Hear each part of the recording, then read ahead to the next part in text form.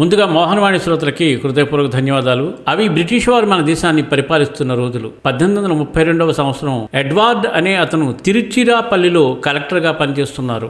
ఆయన ఆ కావేరీ నదిపై ఆనకట్ట కట్టాలని సంకల్పించి ఆ పనిని రామస్వామి అనే కాంట్రాక్టర్కు అప్పగించారు. రామస్వామి పరమ రామ భక్తుడు. అతను డ్యామ్ పని ప్రారంభించాడు. మొదటి వరుస కట్టడం పూర్తయింది. కానీ ఆ రాత్రికి కావేరీ నది పొంగి ఆ కట్టడం కొట్టుకుపోయింది. రామస్వామి దిగులు పడి మళ్లీ కట్టించాడు. దురదృష్టవశాత్తు ఆ వరుస కట్టడం కూడా కొట్టుకుపోయింది. రామస్వామికి ఏం చేయాలో పాలుపోలేదు. కలెక్టర్ ఏమో చండశాసనుడు. సరైన సమయంలో డ్యామ్ పని పూర్తి చేయలేదని శాసించాడు. ఒకరోజు రాత్రి రామస్వామి ఆ కట్టడం జరిగే చోటే పడుకోవాలనుకున్నాడు. వెళ్లి పడుకుంటే తలకేదో గుచ్చుకున్నట్టు అనిపించింది. లేచి గుచ్చుకున్న రాయిని పెకిలించి చూస్తే అది శ్రీ ఆంజనేయ స్వామి వారి విగ్రహం. రామస్వామికి కంట్లో నీళ్లు తిరిగాయి. అయ్యో ఆంజనేయ స్వామి, నా దైవమా, నిన్ను విస్మరించానే, క్షమించు తండ్రి అని పరి విధాల స్వామిని ప్రార్థించి వెంటనే స్వామిని అక్కడ ప్రతిష్ఠించి పూజించాడు. ఈసారి డ్యామ్ కట్టడం కొట్టుకుని పోకుండా నిలబడేలా చెయ్యి తండ్రి, నీకు గుడి కట్టిస్తాను అని మొక్కుకున్నాడు.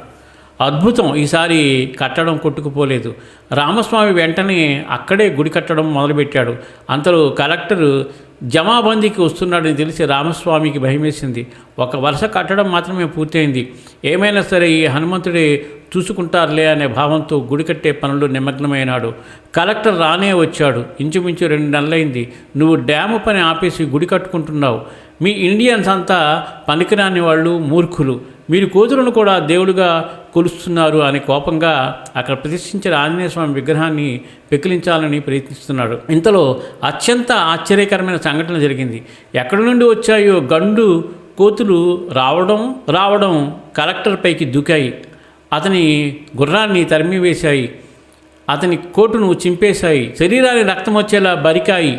అతను భయపడిపోయి వెంటనే రామస్వామితో తన బంట్రోత్తులతో ఈ కోతులను తరమండి అని ఆజ్ఞాపించాడు.